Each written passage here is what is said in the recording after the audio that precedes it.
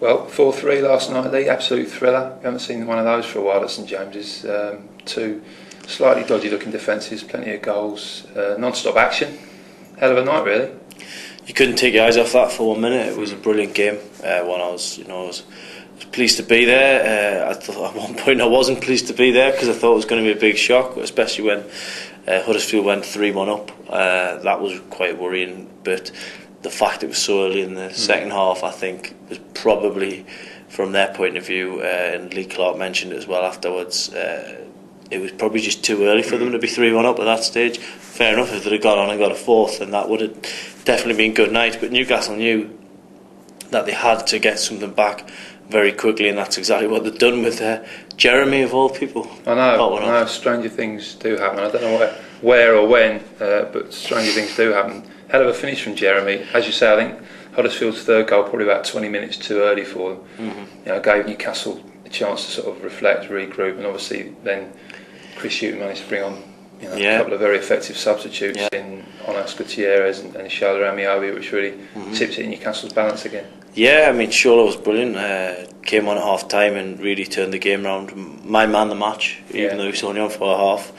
I don't think I've ever gave Shola Amiobi 2 man the matches in the space of a few couple of weeks. He's on the up. He's on the up, definitely. But credit to him, he led the revival. He kept. I think it was brilliant for Nile Ranger to have him alongside him because of the first half he was up there on his own, Nile Ranger, and he'd done really well.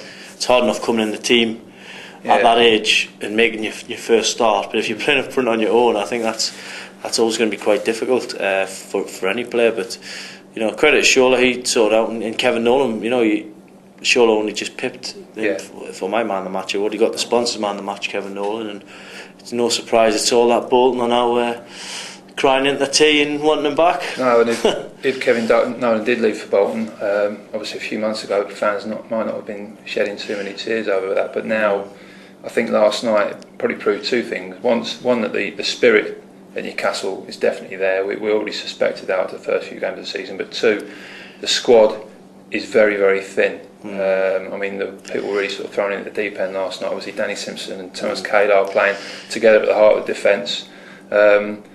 Now, really, I think last night proved it's not the time to be saying goodbye to people like Kevin Nolan. No, definitely not. I mean, Nolan's, when he came in last season, I think he got off to a bad start when he got sent off against Everton. That was certainly not what you want in your home debut. First home game, I don't think the fans really endeared themselves towards him then, and then obviously his arrival coincided with relegation, and but for blocking someone on a corner against Middlesbrough, I don't think he did too much. But this season's been a different story.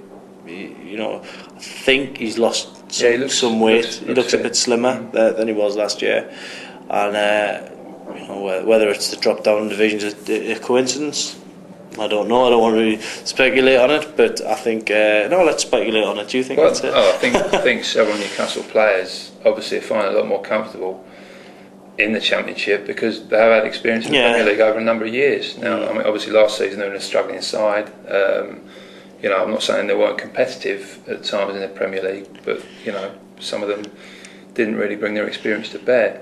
Now I think they realise that they are big fish in a small bowl, as it were. Definitely. And a small pond even. And I think there'd be something wrong if players like Kevin Nolan and Alan Smith weren't pulling up trees in the Championship. Frankly, now we look ahead. Obviously, you've got Leicester on Monday. Again, you'd hope for 3 points, consolidate the great start of the season that's been made on the pitch. But the worry is that between now and then, or even just the other side of the Leicester game, more bodies will go. Well, that's got to be the big. This next 4 or 5 days are absolutely crucial for Newcastle United. Talk of a new owner coming in, perhaps news from America. We're still waiting to see if touching wood. Barry Moat. Who knows with that one? Is there going to be some kind of change in chairmanship or something like that?